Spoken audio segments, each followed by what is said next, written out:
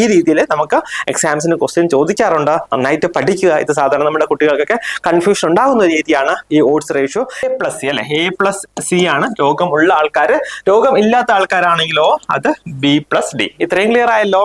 ഇനി നോക്കിക്കേ, odds of having exposure in diseased population. ഇങ്ങനെയുള്ള എക്സാംസിനൊക്കെ സാധാരണ ചോദിച്ചു വരുന്ന ഒരു ഏരിയ ആണ് ഈ കേസ് കൺട്രോൾ സ്റ്റഡി. അതിൽ hi all, welcome to Edus academy. അപ്പൊ നമ്മുടെ വരാൻ പോകുന്ന സെൻട്രൽ എക്സാംസ്, അതായത് നമ്മുടെ എയിംസ്, നോർസെറ്റ്, അതുകൂടാതെ തന്നെ അതിനോടൊപ്പം തന്നെ വരുന്ന ജിപ്പർ, പിന്നെ ESIC എക്സാംസ്, പിന്നെ അതുകൂടാതെ നമ്മുടെ RRB എക്സാം, പിന്നെ എന്താ നമ്മുടെ SGPG എക്സാം. അപ്പൊ ഇങ്ങനെയുള്ള എക്സാംസിനൊക്കെ സാധാരണ ചോദിച്ചു വരുന്ന ഒരു ഏരിയ ആണ് ഈ കേസ് കൺട്രോൾ സ്റ്റഡി. അതിൽ തന്നെ പ്രത്യേകിച്ച് കാൽക്കുലേഷൻ അല്ലെ, നമ്മൾ സാധാരണ അത്ര യൂസ് ടു അല്ലാത്ത കുറച്ച് കാൽക്കുലേഷൻ ബേസ് ചെയ്തിട്ടുള്ള ക്വസ്റ്റ്യൻസ് ഒക്കെ ഈ എക്സാംസിനൊക്കെ ചോദിച്ചു വരാറുണ്ട്. സോ അത് റിലേറ്റ് ചെയ്തിട്ടുള്ള ഒരു ടോപ്പിക്കാണ് നമ്മൾ ഇന്ന് ഡിസ്കസ് ചെയ്യുക.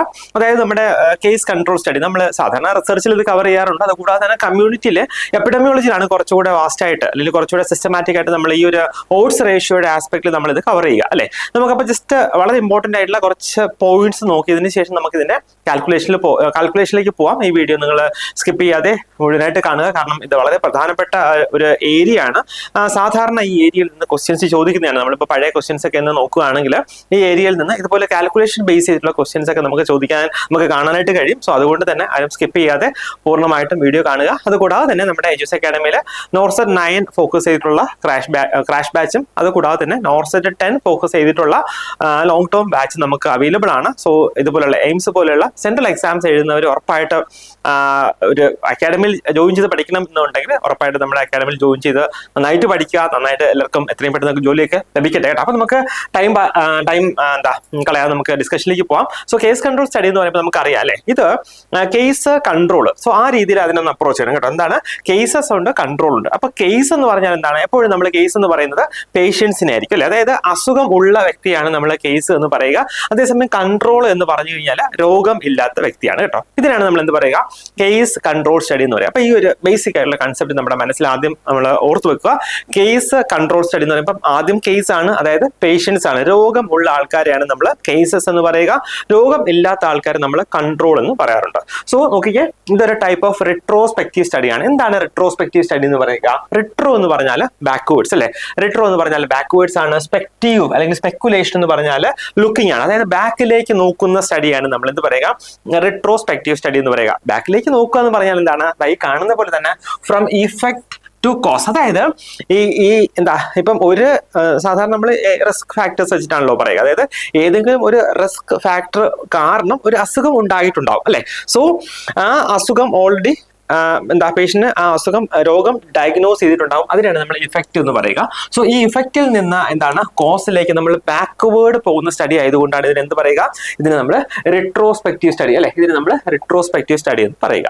സോ നോക്കിക്കേ, both exposure and outcome has occurred before starting the study. ഇവിടെ നമ്മൾ സ്റ്റഡി സ്റ്റാർട്ട് ചെയ്യുന്നതിന് മുന്നേ തന്നെ എക്സ്പോഷർ ഉണ്ടായിട്ടുണ്ട്. അതായത് ഇപ്പൊ ഏതെങ്കിലും ഒരു റിസ്ക് ഫാക്ടർ ആണെങ്കിൽ അതുമായിട്ടുള്ള എക്സ്പോഷർ ഉണ്ടായിട്ടുണ്ട്. അതുകൂടാതെ തന്നെ ഈ എക്സ്പോഷറും ആയിട്ടുള്ള അല്ലെങ്കിൽ ഈ റിസ്ക് ഫാക്ടർ കാരണമുള്ള ഔട്ട്കം അല്ലെങ്കിൽ ഡിസീസും അവിടെ ഓൾറെഡി സംഭവിച്ചിട്ടുണ്ടാവും. അപ്പൊ നിങ്ങൾ വളരെ ഇമ്പോർട്ടന്റ് ആയിട്ടുള്ള പോയിന്റ് ആണ് suitable to investigate rare disease. ഇപ്പൊ ചില രോഗങ്ങളൊക്കെ നമുക്ക് ഇപ്പം വേറെ നമ്മൾ ഈ കേസ് കൺട്രോൾ സ്റ്റഡിയുമായിട്ട് റിലേറ്റ് ചെയ്ത് പറയുന്ന വേറൊരു സ്റ്റഡിയാണ് കൊഹോർട്ട് സ്റ്റഡി അല്ലെ. കൊഹോർട്ട് സ്റ്റഡി എന്ന് പറയും. കൊഹോർട്ട് സ്റ്റഡി എന്ന് പറഞ്ഞാൽ നമ്മൾ സാധാരണ റിസ്ക് ഫാക്ടേഴ്സ് ഉള്ള ആൾക്കാരെ നോക്കിയിട്ട് അല്ലെങ്കിൽ എടുത്തിട്ട് അവർ നമ്മൾ കുറെ നാൾ ഫോളോ അപ്പ് ചെയ്യും കേട്ടോ. ഫോളോ അപ്പ് ചെയ്തിട്ട് ഇവരിൽ എത്ര പേർക്ക് രോഗം വരുന്നുണ്ട്, എത്ര കാലം കഴിഞ്ഞിട്ട് വരുന്നുണ്ട് എന്നൊക്കെ നമ്മൾ സ്റ്റഡി ചെയ്യും. സോ അതിനാണ് എന്ത് പറയുക, കൊഹോർട്ട് എന്ന് പറയുക.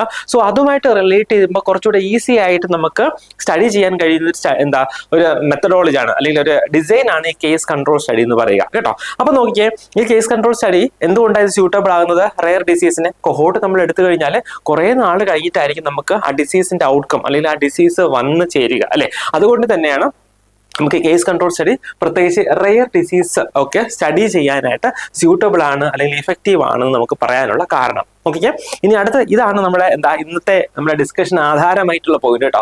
Strength of association in a case control study. അതായത് ഒരു കേസ് കൺട്രോൾ സ്റ്റഡിയിൽ സ്ട്രെങ്ത് ഓഫ് അസോസിയേഷൻ, ഈ അസോസിയേഷൻ ഞാൻ പറഞ്ഞുതരാം കേട്ടോ. നമ്മുടെ ഒരു എക്സാമ്പിൾ വെച്ച് പറയുമ്പോൾ നിങ്ങൾക്ക് ക്ലിയർ ആയിട്ട് മനസ്സിലാവും. Strength of association in a case control study എന്ന് പറയുന്നത് നമ്മൾ എങ്ങനെയാണ് ഡിറ്റർമിൻ ചെയ്യുക? അതായത് നോക്കിയാൽ ഓഡ്സ് റേഷ്യോ അല്ലെങ്കിൽ ക്രോസ് പ്രൊഡക്റ്റ് റേഷ്യോ കേട്ടോ. നോക്കിയാൽ ഓട്സ് റേഷ്യോ ശ്രദ്ധിച്ച് കേട്ടോണേ, ഓട്സ് റേഷ്യോ അല്ലെങ്കിൽ ക്രോസ് പ്രൊഡക്റ്റ് റേഷ്യോ വെച്ചിട്ടാണ് നമ്മൾ എന്താ സ്ട്രെങ്ത് ഓഫ് അസോസിയേഷനെ കേസ് കൺട്രോൾ സ്റ്റഡിയിൽ നമ്മൾ ഡിറ്റർമിൻ ചെയ്യുക. സ്ട്രെങ്ത് ഓഫ് അസോസിയേഷൻ എന്ന് പറഞ്ഞാൽ എത്രത്തോളം അതായത് ഒരു ഔട്ട്കം ഉണ്ടായി അല്ലെങ്കിൽ ഒരു അസുഖം ഉണ്ടായി, സോ ശരിക്കും നമ്മുടെ ആ റിസ്ക് ഫാക്ടർ വെച്ചിട്ടാണോ അസുഖം ഉണ്ടായത്, അതിനാണ് നമ്മൾ എന്ത് പറയുക, അസോസിയേഷൻ എന്ന് പറയുക. സോ എത്രത്തോളം ആ അസോസിയേഷൻ അല്ലെങ്കിൽ അതിന്റെ ബോണ്ട് ഉണ്ട് എന്നുള്ളതാണ് സ്ട്രെങ്ത് ഓഫ് അസോസിയേഷൻ എന്ന് പറയുക. അത് ഞാൻ എക്സാമ്പിൾ വെച്ചിട്ട് ഒന്നുകൂടെ പറഞ്ഞുതരാം, നിങ്ങൾക്ക് ക്ലിയർ ആയിട്ട് മനസ്സിലാവേ. So higher the value of odds ratio കേട്ടോ, ഓട്സ് റേഷ്യോയുടെ വാല്യൂ ഹയർ ആണ് എങ്കിൽ എന്താണ്, greater the strength of association കേട്ടോ, അസോസിയേഷന്റെ സ്ട്രെങ്തും കൂടുതലാണ് നോക്കുക കേട്ടോ. നോക്കിയേ, higher the value of odds ratio, odds റേഷ്യോയുടെ വാല്യൂ കൂടുതലാണ് എങ്കിൽ സ്ട്രെങ്ത് ഓഫ് അസോസിയേഷനും കൂടുതലാണ് എന്ന് ഓർക്കാം. നെക്സ്റ്റ് നോക്കിയേ, എന്താണ് ഓട്സ് റേഷ്യോ? നമ്മൾ പറഞ്ഞല്ലോ, tells us the association between the exposure and risk factor. Exposure എന്ന് പറഞ്ഞാൽ ഔട്ട്കം ആണ്, രോഗമാണ്.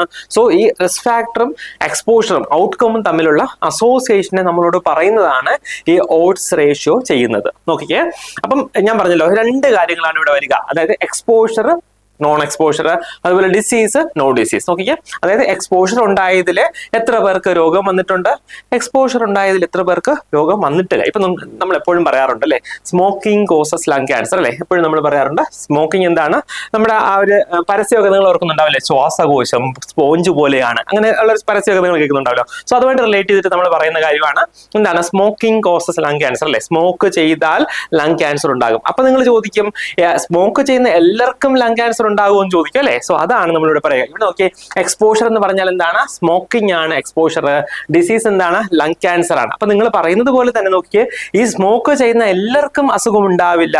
അതുപോലെ തന്നെ ഒരാൾ സ്മോക്ക് ചെയ്യാതിരുന്നു കഴിഞ്ഞാൽ പുള്ളിക്ക് എന്താണ്, പുള്ളിക്ക് ലങ് ക്യാൻസർ ഉണ്ടാവണം എന്നില്ല. എന്ന് വെച്ചാൽ സ്മോക്ക് ചെയ്യാത്ത ആളിനും ലങ് ക്യാൻസർ ഉണ്ടാകാം അല്ലെ. സോ അതാണ് നമ്മൾ, അതായത് ഇങ്ങനെ രണ്ടൊരു കോൺട്രാക്ടറി ആയിട്ടുള്ള സിനാരിയോ വരുമ്പോൾ എത്രത്തോളം ഈ സ്മോക്കിംഗ് കാരണം ലങ് ക്യാൻസർ ഉണ്ടാകാനുള്ള സാധ്യത എത്രത്തോളമാണ് എന്ന് അളക്കുകയാണ് നമ്മൾ ഈ ഓട്സ് റേഷ്യോ വഴി ചെയ്യുക. അപ്പം രണ്ട് സിനാരിയോ ആണ് വരിക, ഒന്ന് എക്സ്പോഷർ അതായത് റിസ്ക് ഫാക്ടർ, രണ്ട് ഡിസീസ് അതായത് രോഗം അല്ലെങ്കിൽ എന്താ ഇവിടെ നമ്മൾ ലങ് ക്യാൻസർ. ഇപ്പം നമുക്ക് എക്സ്പോഷറിന് എക്സാമ്പിൾ ആയിട്ട് നമുക്ക് പറയാൻ കഴിയുന്നതാണ് എന്താ, സ്മോക്കിംഗ് അല്ലെ. സ്മോക്കിംഗ് ആണ് നമുക്ക് എക്സ്പോഷറിന് കേട്ടോ, എക്സ്പോഷറിന് നമുക്ക് എക്സാമ്പിൾ ആയിട്ട് പറയാൻ കഴിയുന്നതാണ് സ്മോക്കിംഗ്. ഇതൊരു എക്സാമ്പിൾ വെച്ച് നമ്മൾ പറയുകയാണ്. നെക്സ്റ്റ് ഡിസീസ് എന്ന് പറഞ്ഞാൽ ലങ് ക്യാൻസർ കേട്ടോ, ലങ് ക്യാൻസർ. അപ്പൊ നോക്കിയാൽ എക്സ്പോഷർ, സ്മോക്ക് ചെയ്ത ഇത്രയും ആൾക്കാരുണ്ട്, ഇതിൽ എ ആൾക്കാർക്കാണ് എന്താണ് രോഗം വന്നത്, ബി ആൾക്കാർക്ക് രോഗം വന്നില്ല. അപ്പം ടോട്ടൽ എക്സ്പോഷർ എന്ന് പറഞ്ഞാൽ എത്രയാണ്, A+B അല്ലെ, A+B ആണ് ടോട്ടൽ എക്സ്പോഷർ, അതായത് ടോട്ടൽ സ്മോക്കേഴ്സ്. നോക്കിക്കേ, ഇവിടെ നോ എക്സ്പോഷർ അതായത് സ്മോക്കിംഗ് ചെയ്തിട്ടില്ല, അവരിൽ എത്ര ആൾക്കാർക്ക് അസുഖം വന്നു, സി ആൾക്കാർക്ക് അസുഖം വന്നു, ഡി ആൾക്കാർക്ക് അസുഖം വന്നില്ല. അപ്പം എക്സ്പോഷർ ഇല്ലാത്ത സ്മോക്കിംഗ് ചെയ്യാത്ത ആൾക്കാർ എന്ന് പറയുന്നത് എന്താണ്, C+D അല്ലെ, C+D. ഇനി നോക്കിക്കേ, ഡിസീസ് ഉള്ള ആൾക്കാർ ആരാണ്, A+C അല്ലെ, A+C ആണ് രോഗമുള്ള ആൾക്കാർ. രോഗം ഇല്ലാത്ത ആൾക്കാരാണെങ്കിലോ അത് B+D. ഇത്രയും ക്ലിയർ ആയല്ലോ. ഇനി നോക്കിക്കേ, oats of having exposure in diseased population. Oats of having exposure എന്ന് പറഞ്ഞാൽ എന്താണ്, ഓട്സ് എന്ന് പറഞ്ഞാൽ ഉണ്ടാകാനുള്ള സാധ്യത കേട്ടോ. ഓട്സ് എന്ന് പറഞ്ഞാൽ എന്താണ്, രോഗം വരാനുള്ള സാധ്യത, അതിനാണ് നമ്മൾ എന്ത് പറയുക, ഓട്സ് എന്ന് പറയുക കേട്ടോ. ഓട്സ് ഓഫ് ഹാവിങ് എക്സ്പോഷർ, അതായത് ഈ സ്മോക്ക് ചെയ്തവരില് രോഗം വരാനുള്ള സാധ്യത എന്താണ്, അതിനാണ് നമ്മൾ എന്ത് പറയുക, ഈ A/C എന്നുള്ളത് കൊണ്ട് ഉദ്ദേശിക്കുക. A/C, A/C എന്ന് പറഞ്ഞാൽ എന്താണ്, രോഗം ഉണ്ടായതിൽ എത്ര പേർക്കാണ് എക്സ്പോഷർ വന്നിട്ടുള്ളത്. ഞാൻ പറഞ്ഞല്ലോ, oats of having exposure in diseased population എന്ന് പറഞ്ഞാൽ എന്താ, ഈ എക്സ്പോസ് ആയവരിൽ എത്ര പേർക്ക് അസുഖം ഉണ്ടാകാൻ സാധ്യതയുണ്ട് അത് വെച്ച് കമ്പയർ ചെയ്യണം. അതായത് ഡിസീസ് ഉള്ളവരിൽ എക്സ്പോസ് ആയ എത്ര പേർക്കാണ് ഉള്ളത് when compared to non expose, അതാണ് A/C എന്ന് പറയുക. ഓട്സ് ഓഫ് ഹാവിങ്, നെക്സ്റ്റ് വരുന്നത് odds of having exposed in non diseased population. അപ്പൊ ഞാൻ പറഞ്ഞല്ലോ, ഇതാണ് നോൺ ഡിസീസ്ഡ് പോപ്പുലേഷൻ. അതിൽ നോക്കിക്കേ, അതിൽ എത്ര പേർക്കാണ്, ഇപ്പം അസുഖമില്ലാത്ത എത്ര പേർക്കായിരുന്നു എക്സ്പോഷർ ഉണ്ടായത് എന്നാണ് നമ്മൾ നോക്കിയേ, B/D എന്ന് വെച്ചിട്ട് കേട്ടോ. B/D വെച്ചിട്ട് നമ്മൾ പറയുന്നത് എന്താണ്, odds of having exposure in non diseased കേട്ടോ, നോൺ ഡിസീസ്ഡ് പോപ്പുലേഷൻ കേട്ടോ. ഇനി നെക്സ്റ്റ് ഇതാണ് നമ്മുടെ ശരിക്കുള്ള ഫോർമുല വരിക, അതായത് കാൽക്കുലേറ്റിംഗ് ദ ഓട്സ് റേഷ്യോ കേട്ടോ. ഓട്സ് റേഷ്യോ കാൽക്കുലേറ്റ് ചെയ്യാനുള്ള ഫോർമുലയാണ് വരിക. നോക്കിയേ, odds ratio is equal to odds that case was exposed, oats that case was exposed എന്ന് പറഞ്ഞു കഴിഞ്ഞാൽ എക്സ്പോസ് ആയ എത്ര പേർക്കാണ് രോഗമുള്ളത്. അത് നമ്മൾ നേരത്തെ പറഞ്ഞല്ലോ, A/C divided by odds that control was exposed. അതായത് കൺട്രോൾ എന്ന് വെച്ചാൽ രോഗം ഇല്ലാത്ത എത്ര പേരായിരുന്നു എക്സ്പോസ്ഡ്, അതാണ് തരുന്നത് B divided by D. So okay, so ഈ ഓട്സ് റേഷ്യോയുടെ ഫോർമുല വരുന്നത് AD/BC കേട്ടോ. AD/BC അത് എങ്ങനെയാ വന്നതെന്ന് ഞാൻ പറഞ്ഞുതരാം കേട്ടോ. എനിക്കറിയാം നിങ്ങൾക്ക് അത് മനസ്സിലായിട്ടുണ്ടാവില്ല. A/C ഡിവൈഡഡ് ബൈ B/D കേട്ടോ. ഇതാണ് ശരിക്ക് ഈ ഓട്സ് റേഷ്യോ എന്ന് പറയുക. സോ ഇതിന് നമ്മൾ അതായത് A ഡിവൈഡഡ് ബൈ C, പിന്നെ അതിനെ വീണ്ടും ഡിവൈഡ് ചെയ്യും അല്ലെ, ഡിവൈഡഡ് ബൈ B/D എന്ന് വെച്ചാൽ എന്താണ് എന്ന് വെച്ചാൽ ഇതിനെ A/C ഇൻറ്റു D/B അല്ലെ, D/B എന്ന് വെച്ചാൽ എന്താണ്, ഒന്നുമില്ല, സിമ്പിൾ ആയിട്ട് ഓർക്കുക, AD/BC കേട്ടോ, AD/BC. അപ്പം ഓട്സ് റേഷ്യോയുടെ ഫോർമുല എന്താണ്, AD/BC. AD/BC എന്ന് പറഞ്ഞാൽ നോക്കിയേ ABCD. സോ അതില് A into D divided by B into C. ഇതാണ് ഓട്സ് റേഷ്യോ എന്ന് പറയുക. അതായത് ഈ നമ്മുടെ എക്സ്പോഷർ ഉണ്ടായ എത്ര പേർക്കാണ് അസുഖം ഉണ്ടായത്, അതിൽ ഈ എക്സ്പോഷറിന്റെ സ്ട്രെങ്ത് എത്രത്തോളം ആണ് എന്നുള്ളതാണ് നമ്മൾ ഈ ഓട്സ് റേഷ്യോ വഴി നമ്മൾ കണ്ടെത്താനായിട്ട് ശ്രമിക്കുന്നത്. നോക്കിയേ, ഓട്സ് റേഷ്യോ 1 എന്ന് പറഞ്ഞു കഴിഞ്ഞാൽ അവിടെ എന്താ അർത്ഥമാക്കുന്നത്, നോ അസോസിയേഷൻ. അതായത് സ്മോക്കിങ് ലങ് ക്യാൻസറുമായിട്ട് യാതൊരു അസോസിയേഷനുമില്ല, സ്മോക്കിങ്ങും ലങ് ക്യാൻസറുമായിട്ട് യാതൊരു ബന്ധവുമില്ല, യാതൊരു അസോസിയേഷനുമില്ല എന്നുള്ളതാണ് odds ratio is equal to 1 എന്നുള്ളത് കൊണ്ട് ഉദ്ദേശിക്കുക. അതേസമയം ഓട്സ് റേഷ്യോ മോർ ദാൻ 1 എന്ന് പറഞ്ഞാൽ എന്താണ്, exposure increases oats of outcome. അതായത് അവിടെ ഈ റിസ്ക് ഫാക്ടർ അസുഖം ഉണ്ടാക്കാൻ കാരണമാണ് എന്ന് ഓർക്കുക. അതായത് ഞാൻ പറഞ്ഞല്ലോ, സ്മോക്കിംഗ് കോസസ് ലങ് ക്യാൻസർ എന്ന് പറഞ്ഞാൽ അവിടെ ഓട്സ് റേഷ്യോ 1 കൂടി വന്നു കഴിഞ്ഞാൽ സ്മോക്കിംഗ് എന്ന് പറയുന്നത് ഈ ലങ് ക്യാൻസറിന്റെ ഒരു റിസ്ക് ഫാക്ടർ ആയിട്ട് നമുക്ക് ഐഡന്റിഫൈ ചെയ്യാൻ കഴിയുമെന്ന് ഓർക്കുക. നെക്സ്റ്റ് നോക്കിയേ, odds ratio is less than 1 കേട്ടോ. ഓട്സ് റേഷ്യോ ലെസ് ദാൻ 1 എന്ന് പറഞ്ഞു കഴിഞ്ഞാൽ എന്താണ്, exposure decreases the odds of outcome. അതായത് ഈ എക്സ്പോഷർ എന്ന് പറയുന്നത് എന്താണ്, ഒരു പ്രൊട്ടക്റ്റീവ് ഫാക്ടർ ആയിട്ട് അവിടെ മാറുകയാണ് ചെയ്യുന്നത് ഓട്സ് റേഷ്യോ ലെസ്. അപ്പൊ ഞാൻ പറയുന്നത് ഈ വാല്യൂസ് ഒന്ന് പഠിച്ചു വെക്കുക, ഇങ്ങനെയൊക്കെ ചോദിക്കാം. അതായത് odds ratio is equal to 1 എന്ന് പറഞ്ഞാൽ അസോസിയേഷൻ ഇല്ല എന്നാ മനസ്സിലാക്കേണ്ടത്. Odds ratio is more than 1 എന്ന് പറഞ്ഞാൽ exposure increases the odds of outcome. അതായത് അവിടെ അത് റിസ്ക് ഫാക്ടർ ആയിട്ടാണ് ആക്ട് ചെയ്തെന്ന് ഓർക്കുക. Odds ratio is less than 1 എന്ന് പറഞ്ഞാൽ exposure decreases the odds of outcome. അതായത് അതൊരു പ്രൊട്ടക്റ്റീവ് ഫാക്ടർ ആയിട്ടാണ് ആക്ട് ചെയ്യുക എന്നുള്ളത് ഓർക്കുക. നോക്കിയേ, എക്സാമ്പിൾ ഞാൻ പറഞ്ഞല്ലോ, study of smoking and lung cancer കേട്ടോ. സ്മോക്കിങ്ങും ലങ് ക്യാൻസറുമായിട്ട് റിലേറ്റ് ചെയ്തിട്ടുള്ള ഒരു സ്റ്റഡിയിൽ ഇങ്ങനെയാണ് അതിന്റെ സ്റ്റഡി ഫൈൻഡിങ് കിട്ടിയതെന്ന് ഓർക്കുക. അതായത് സ്മോക്കേഴ്സ്, നോൺ സ്മോക്കേഴ്സ്, അതിൽ ലങ് ക്യാൻസർ ഡെവലപ്പ് ചെയ്ത് എത്ര പേര്, ലങ് ക്യാൻസർ ഡെവലപ്പ് ചെയ്യാതെ എത്ര പേര്. അപ്പൊ ഞാൻ പറഞ്ഞല്ലോ, നമ്മൾ ഈ രീതിയിൽ ഒന്ന് എഴുതുക, ABCD ഇങ്ങനെയുള്ള കാൽക്കുലേഷൻസ് നമുക്ക് എക്സാമിന് ചോദിക്കാം കേട്ടോ. അപ്പൊ ഇങ്ങനെ ഓട്സ് റേഷ്യോ കാൽക്കുലേറ്റ് ചെയ്യാനായിട്ട് ഇങ്ങനെ ഒരു വാല്യൂ കിട്ടിക്കഴിഞ്ഞാൽ നമ്മൾ ആദ്യം ABCD എഴുതി വെക്കുക. സോ ദാറ്റ് നോക്കുക, സ്മോക്കേഴ്സ് കേട്ടോ, സ്മോക്കേഴ്സ് എത്ര പേരുണ്ടായിരുന്നു, സ്മോക്കേഴ്സ് ടോട്ടൽ 60 പേരുണ്ടായിരുന്നു. അതിൽ 40 പേർക്ക് ലങ് ക്യാൻസർ വന്നു, 20 പേർക്ക് ലങ് ക്യാൻസർ വന്നിട്ടില്ല. നോൺ സ്മോക്കേഴ്സ് ടോട്ടൽ ആണെങ്കിലോ 40 പേരുണ്ടായിരുന്നു. അതിൽ 10 പേർക്ക് മാത്രമാണ് ലങ് ക്യാൻസർ വന്നത്. 30 പേർക്ക് ലങ് ക്യാൻസർ വന്നില്ല. ഇനിയിപ്പോ നമ്മുടെ ഫോർമുലയിലേക്ക് വരാം. നോക്കിയേ, odds ratio is equal to AD/BC അല്ലെ. AD എന്ന് പറഞ്ഞാൽ നോക്കിയേ, ഞാൻ പറഞ്ഞു ഓട്സ് റേഷ്യോ എന്ന് പറഞ്ഞാൽ അതിന്റെ വേറൊരു പേര് ക്രോസ് പ്രൊഡക്റ്റ് റേഷ്യോ എന്ന് വെച്ചാൽ എന്താണ്, ക്രോസ് ആയിട്ട് പ്രൊഡക്റ്റ്, അതായത് മൾട്ടിപ്ലൈ ചെയ്യുക എന്നുള്ളതാണ്. എന്നിട്ട് അതിന്റെ റേഷ്യോ എടുക്കുക എന്ന് വെച്ചാൽ AD ഡിവൈഡ് ബൈ റേഷ്യോ എന്താ, divide by B into C അല്ലെ. നോക്കിയേ, അപ്പൊ വരിക 40 ഇൻറ്റു 30 കേട്ടോ. 40 ഇൻറ്റു 30 ഡിവൈഡഡ് ബൈ നോക്കിയേ 20 ഇൻറ്റു 10 അല്ലെ. 20 ഇൻറ്റു 10 നോക്കിയേ, അപ്പം എത്ര വരും നോക്കിയേ, 6 അല്ലെ. സോ 6 ആണ് ഇവിടെ എന്താ ഓട്സ് റേഷ്യോ ആയിട്ട് വന്നിരിക്കുന്നത് അല്ലെ. ഓട്സ് റേഷ്യോ വന്നേക്കുന്നത് എത്രയാണ്, 6 ആണ്. 6 ഓട്സ് റേഷ്യോ, അതായത് മോർ ദാൻ 1 പിന്നെ ഓട്സ് റേഷ്യോ വന്നു കഴിഞ്ഞാൽ എന്താ അതിന്റെ ഇന്റർപ്രിട്ടേഷൻ, ഇവിടെ ഈ സ്മോക്കിംഗ് എന്ന് പറയുന്നത് ലങ് ക്യാൻസറിന്റെ റിസ്ക് ഫാക്ടർ ആണ് എന്നുള്ളതാണ് നമ്മൾ ഐഡന്റിഫൈ ചെയ്യേണ്ടത്. അപ്പൊ അതിനെ നമുക്ക് എങ്ങനെ ഇന്റർപ്രിറ്റ് ചെയ്യാം, നമ്മുടെ ഓട്സ് റേഷ്യോ എത്ര നമുക്ക് കിട്ടിയത്, AD/BC വെച്ച് നമ്മൾ നോക്കിയപ്പോൾ നമുക്ക് കിട്ടിയത് നോക്കിയേ 6 ആണ് നമുക്ക് എന്താ ഓട്സ് റേഷ്യോ ആയിട്ട് കിട്ടിയേക്കുന്നത്. അപ്പൊ അതിന്റെ ഇന്റർപ്രിട്ടേഷൻ എങ്ങനെയാ വരിക?